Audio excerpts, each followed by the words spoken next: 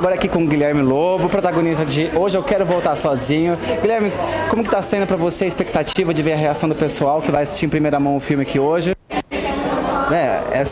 Bom, primeiramente, boa noite. Essa é a primeira exibição, né, aqui no Brasil que a gente vai participar. E a gente teve o prazer de acompanhar a reação do público em outros lugares, em Berlim, no festival e no Festival de Guadalajara. E a resposta lá foi muito boa, assim, em relação ao romance do filme, ao humor que tem presente no filme também, ao drama. Lá as reações foram muito ativas, as pessoas sentiram bastante. E, querendo ou não, acabei criando essa expectativa pra cá também, né? Então, mas, é claro... Bom, vamos ver como é que vai ser. Eu tô com uma expectativa muito boa, baseado também no que as pessoas têm dito sobre o filme, sobre o trailer. Vamos ver o que vai ser. Tá certo. Guilherme, você fez um personagem bem típico, né? Que tem algumas nuances bem peculiares. Você faz um homossexual e você faz um deficiente visual. Pra você, o que foi mais desafiador fazer? Um cego ou um gay? O que você teve mais dificuldade? Como que foi? Sem dúvida alguma, um cego. Melhor, mais fácil. Sem dúvida alguma, um cego, porque a homossexualidade do Léo é muito sutil. É uma coisa muito... Isso tanto no curta quanto no longa, é uma coisa muito que vem vindo aos poucos, que ele vai entendendo aos poucos, que ele vai descobrindo aos poucos. A cegueira é uma coisa que está presente desde sempre. Então, e é o desafio maior, assim, é o que ele luta pela independência dele ser cego, ele não luta pela independência dele ser gay. A homossexualidade dele ainda é uma coisa muito nova, até pra ele mesmo. Então eu não tive, por exemplo, que tentar equilibrar uns trejeitos que o Léo poderia vir a ter, porque era muito sutil. O Léo não é um homossexual afeminado. Então não deu um trabalho, se controla, não, ficou forçado isso, essa quebrada. Não teve. Já a parte do cego exigiu todo um trabalho de aprender a ler braille, escrever em braille, foi toda uma outra pesquisa que de disparada foi muito mais desafiador de fazer do que fazer a parte do homossexual.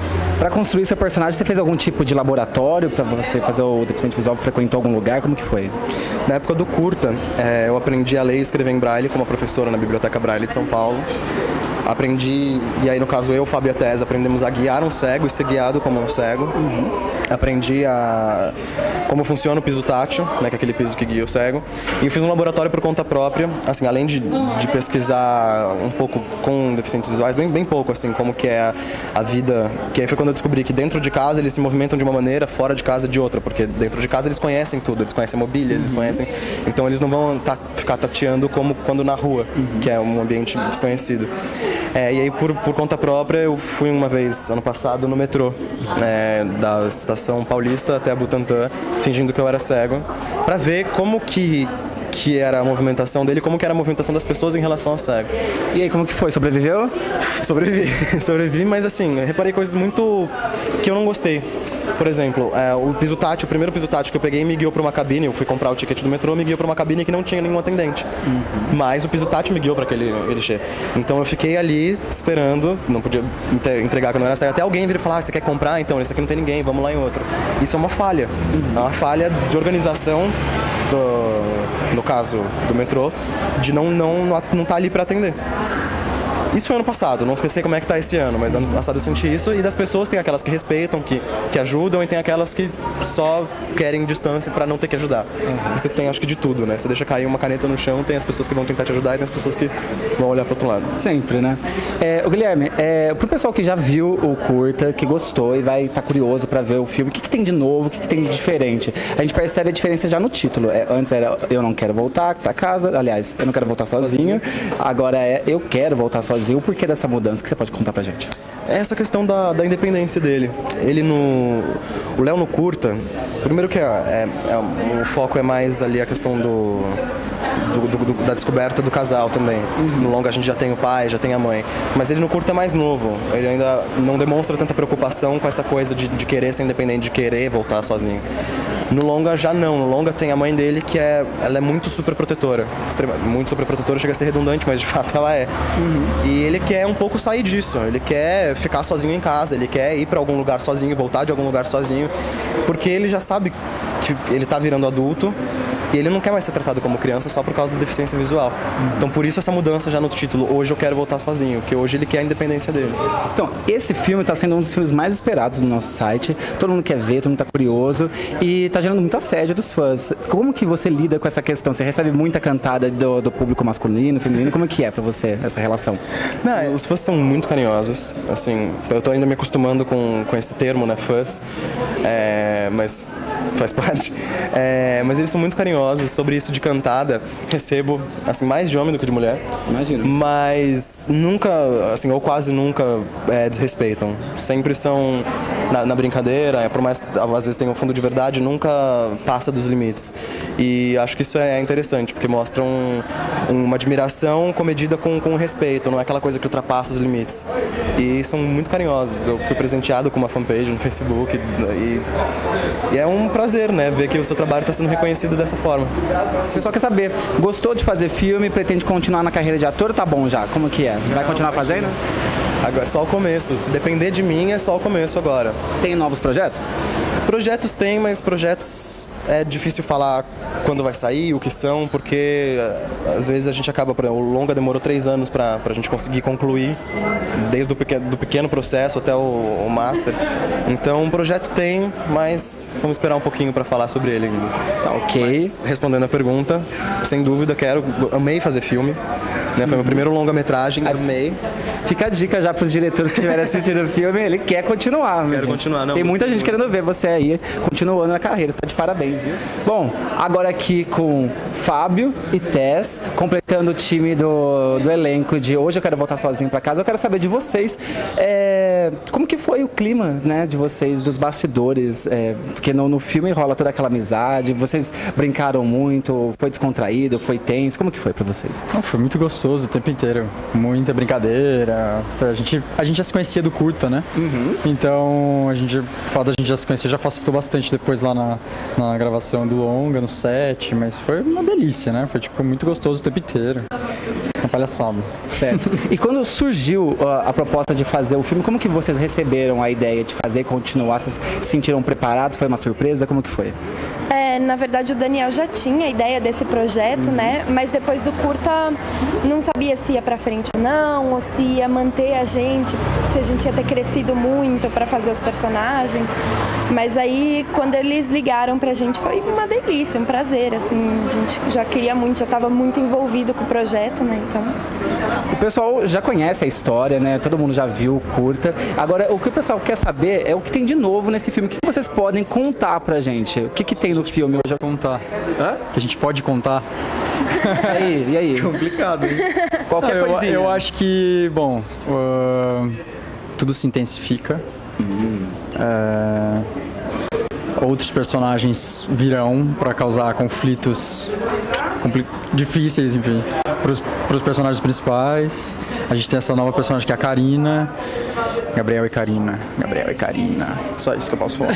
Tá, ok. Então, gente, muito obrigado, parabéns, viu? E sucesso pra vocês aí, viu? Obrigado. Beijo. Valeu. Aqui com o diretor Daniel Ribeiro, diretor do filme Hoje Eu Quero Voltar Sozinho. Eu sempre erro esse nome. Eu coloco não, enfim, altas variações. Daniel, parabéns pelo filme. Eu quero saber de você, quem já conversou em outros carnavais com os produtores do filme Crow e do filme Flores Raras. E eles contaram que eles tiveram muita dificuldade em conseguir captar dinheiro por conta de fazer um filme com temática homossexual. Gostaria de saber se teve algum tipo de problema por conta do filme ter esse teor. Não especialmente, assim, o nosso... É porque, na verdade, assim, é que esses são 2 filmes grandes, com orçamentos grandes, né? Então, para eles conseguirem com atores globais, então o orçamento deles era muito maior, então acho que conseguir esse tanto de grana que eles precisavam conseguir para fazer o filme deles era mais difícil e a gente provavelmente teria também essa mesma dificuldade. Só que o nosso filme tinha um orçamento bem menor. Assim, não era minúsculo, mas era um orçamento relativamente pequeno. Então, foi possível. Assim, tem muitos editais públicos no Brasil, e a gente ganhou vários editais. Então, assim, demorou 2 anos para conseguir essa grana, mas um tempo normal e não teve dificuldade. É que a gente não teve investimento privado do filme, né? Então, acho que investimento privado é mais difícil de conseguir grana, se você tem um tema que é um pouco mais tabu e tal. Mas como a gente usou só edital público e o orçamento era menor, a gente conseguiu tranquilo, não teve problema. Eu quero saber de você, como que foi o processo? Fez o curta e quando que surgiu a ideia de fazer o filme? Isso já era planejado? Como que foi o processo? E qual a diferença de fazer um curta para um filme? Eu quero saber as dificuldades. Foi aquilo que você imaginava ou foi muito mais dor de cabeça que você imaginava? A ideia original era fazer o longa, quando eu queria falar desse personagem do Leonardo, que era um personagem cego que se descobria gay, eu queria que fosse um longa, eu queria que fosse meu primeiro longa. Só que como era meu primeiro longa, eu falei, é melhor fazer um curta antes para experimentar um pouco e para usar na hora também de conseguir essa grana, né? De mandar para os editais e falar, ó, eu sou capaz de fazer esse longa, que é o piloto do que eu tô, assim que eu imagino o filme. Então foi daí que surgiu a ideia de fazer o curta. Só que o curta foi para no YouTube, ficou popular no YouTube, então eu acabei alterando algumas coisas para não ficar a mesma história, né? O primeiro roteiro, a primeira versão do roteiro era muito parecida com o curta. E aí eu fui trabalhando nos 2 anos que demorou para captar o dinheiro pro filme. Eu usei para trabalhar, para diferenciar essas histórias, né? Fazer 2 histórias que tinham a mesma base, a mesma alma, né? Só que fossem 2 filmes diferentes. Assim, você assiste o longa, você não... Espero que você não fique com curta muito na sua cabeça tentando comparar. Tem alguns aspectos do curta que eles chamaram muita atenção. Pela singelidade, que a fotografia é muito bonita. Eu quero saber de você, o que você tentou manter do curta, das características do curta, e o que você quis colocar de novo nesse filme e aprofundar essa história no filme? Acho que a maior parte das coisas continuou lá, tá ali, assim, a questão de fotografia, o clima, a delicadeza como que as questões são tratadas. O que mudou muito foi como os atores cresceram, passou 3 anos, eu adaptei um pouquinho a mais essas questões. Porque é como se a gente volta pro começo do filme, Gabriel chega de novo na escola. É como se ele chegasse, por exemplo, alguns anos depois, assim. Não muitos, mas um pouco mais velho, como se tivesse chegado no 3º colegial, por exemplo. Então tem questões mais, um pouco mais, a questão da sexualidade está mais forte, tem a questão do corpo, da descoberta do sexo mesmo, ela tá ali, tá mais presente. E no curta não tinha, era mais uma coisa do amor, o primeiro amor, uma coisa mais doce. Eu tô sabendo que existe um terceiro elemento nessa história. Como que surgiu a ideia de colocar uma personagem ali entre o casal fofo? Mas que personagem que você tá falando? Tem uma personagem, me conta. Tem a Giovana já, que sempre esteve lá. Sempre esteve. Tem a Karina, pra dar uma apimentada na... Mas ela não posso contar o que acontece, o que ela está fazendo. Mas ela não... É que é difícil falar alguma coisa sem estragar o filme. É que pelo trailer que eu vi ali, aquela menina vai causar intriga. Ela causa intriga, mas ela causa intriga com todo mundo. Entendi. Com a Giovana, com o Gabriel, com o Léo. Olha, conta pra mim, se o filme for um sucesso, como muita gente acredita que vai ser, existe a possibilidade de a gente ver uma continuação? Tem que pensar ainda, um passo de cada vez. É que demora muito fazer um filme, é muito dinheiro. Pra fazer o longa mesmo, assim, a gente demorou 2 anos captando, são anos que a gente tá desenvolvendo esse projeto. Então, tem que ver, assim, né, o que vai acontecer com o filme, com o lançamento e tal. E quem sabe daqui a 10 anos, né? Daqui a 10 anos, quem sabe, a gente faz uma história, volta a contar a história deles dois, ver o que aconteceu com eles mais velhos, a Giovana com filho, casada. Eu tenho certeza que muita gente iria gostar de ver essa experiência. Então faz um convite pro pessoal do nosso site para assistir seu filme, quando que ele estreia. O filme Hoje Eu Quero Voltar Sozinho estreia dia 10 de abril, semana que vem. E eu convido todos vocês para assistir nos cinemas. Não vá sozinho, vai todo mundo acompanhado no cinema. É isso aí. Olha, muito obrigado pela atenção, parabéns pelo filme, São Querido. A gente fica por aqui, Cecine 10, o cinema como você vê. É isso. Valeu. Com quem que você imagina o seu grande amor? É você que diz que na nossa sala só tem sapo. Precisa ser um príncipe. Ah.